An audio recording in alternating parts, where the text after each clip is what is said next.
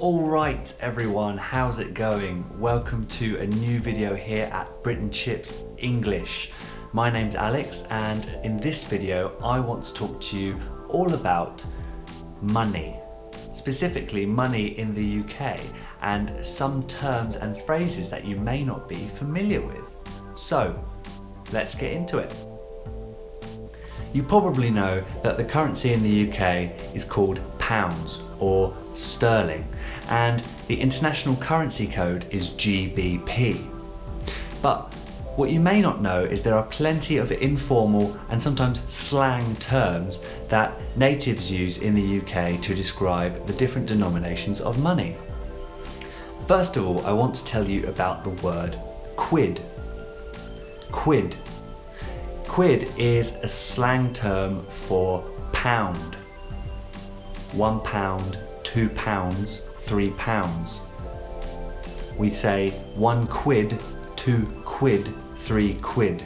Now you notice that quid doesn't change even when it's a plural amount of money, like 2, 3, 4, 5, etc. And if there's a slang term for pounds, then you can guarantee there's also an informal way of saying pence, and that is p. P, just the letter P. You will often see prices written with simply the letter P after the number rather than the whole word pence. So we say quid and p. Something costs £5 or 5 quid, or something could cost 50 pence or 50p. Next up, we have an informal term for a £5 note. A £5 note looks like this. Notice I call it a £5 note and not a £5 note. That's just the way it is. Now, another term for this, definitely a slang word, but one that everyone uses, is fiver. It's a fiver. Similarly, with the other denominations, we have a tenner, which is a £10 note. And then we also have a £20 note and a £50 note. Now they're not called something silly like 20er or 50er, they're just called £20 note and £50 note. I'll often hear my friend ask me to lend me a fiver. Lend me a fiver, which means he wants to borrow £5 from me. He wants me to lend him £5 or a fiver. Now, when you pay for something at the shop with cash, you often get change back which is the difference between what you paid and the price. You get change.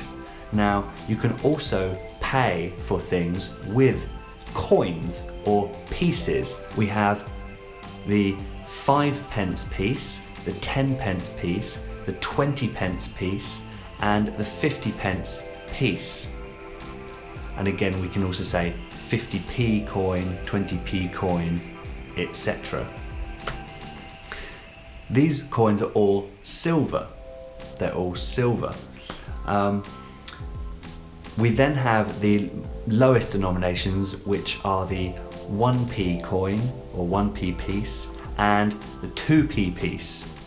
Now, a slang term for these denominations is coppers. Coppers, because of the colour and possibly the material, I'm not quite sure. But I'm sure at some point they were made out of copper, hence the nickname.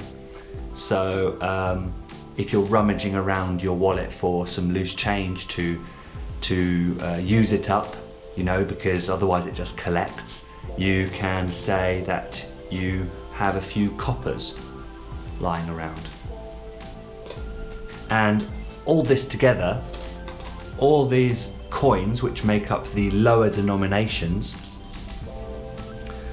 like the 10p, 5p, 2p, 1p, we call them loose change, because you can hear it, it's loose, it's very loosely packed together, it moves very freely, so it's loose change. So if something costs a tenner, it costs £10. And if something costs a fiver, how much does it cost?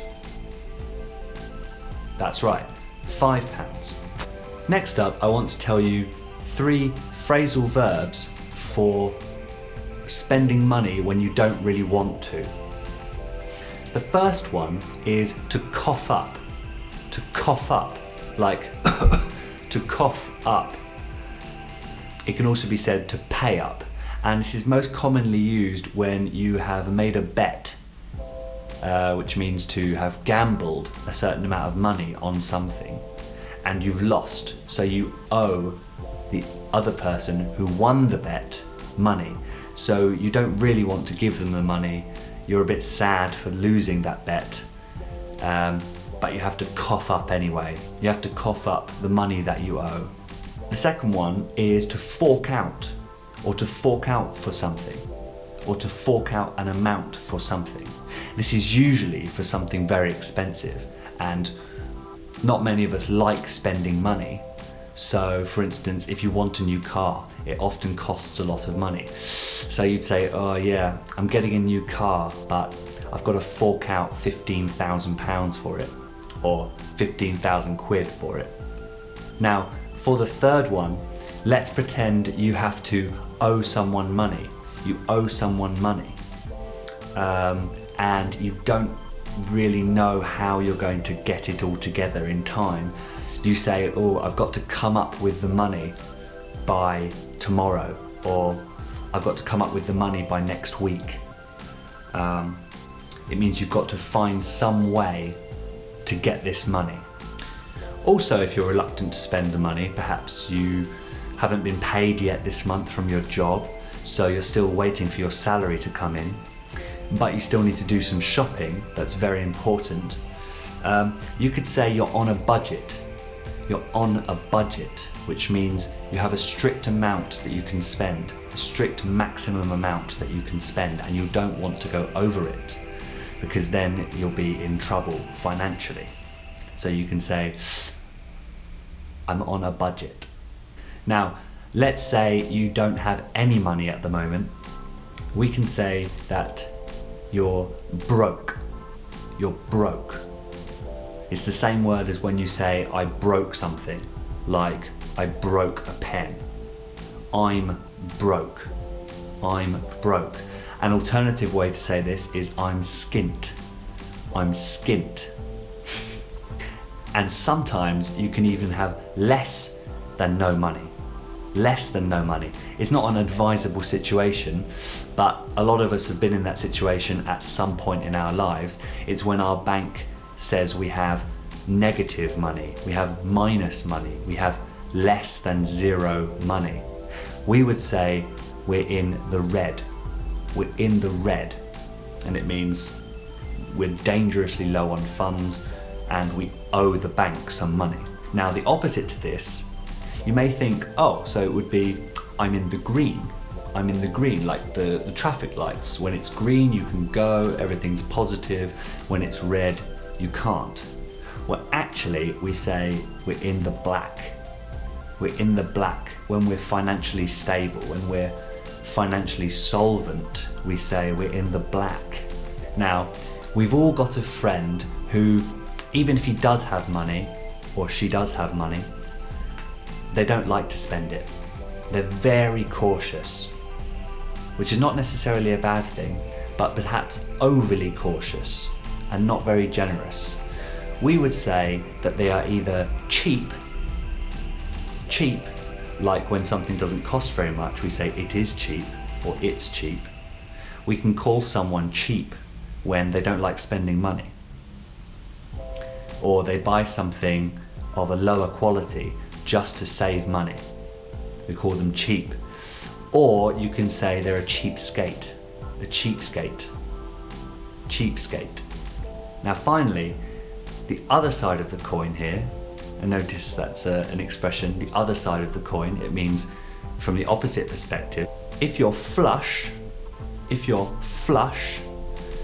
you've probably just been paid from your job, you've just received your wages for the month, and you're feeling flush. You feel like you have extra spending power, So you probably are going to be quite generous that evening. Perhaps you're going to buy some drinks for your friend, or pay for dinner for someone, or spend a little bit more than you would normally.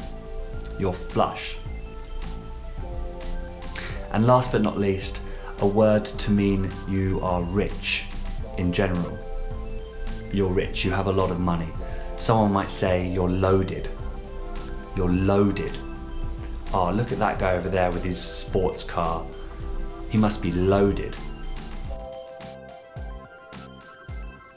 Now it's your turn. What do you think about when you think of British money? Pounds, quid, sterling. What comes to mind? Let me know in the comments down below. Right, that's it for this video. I hope you enjoyed it. If you want to see more, please subscribe to my channel and check out my website. All the links are in the description. And I will put the language that we've learned today in the description box as well. Now, please leave a comment below if you enjoyed, and click that like button, and I will see you very shortly. Cheers. Bye guys.